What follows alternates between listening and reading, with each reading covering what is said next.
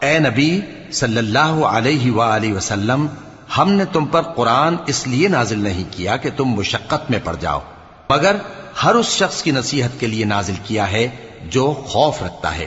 یہ اس ذات کا اتارا ہوا ہے جس نے زمین اور اونچے اونچے آسمان بنائے، یعنی رحمان، جو عرش پر جلوہ افروز ہوا۔ جو کچھ آسمانوں میں ہے اور جو کچھ زمین میں ہے اور جو کچھ ان دونوں کے بیچ میں ہے اور جو کچھ مٹی کے نیچے ہے، سب اسی کا ہے۔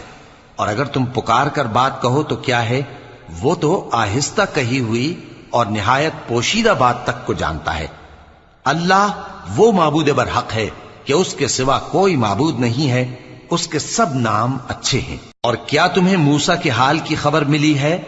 جب انہوں نے آگ دیکھی تو اپنے گھر والوں سے کہا کہ تم یہاں ٹھہرو، میں نے آگ دیکھی ہے، میں وہاں جاتا ہوں، شاید اس میں سے میں تمہارے پاس انگارہ لاؤں۔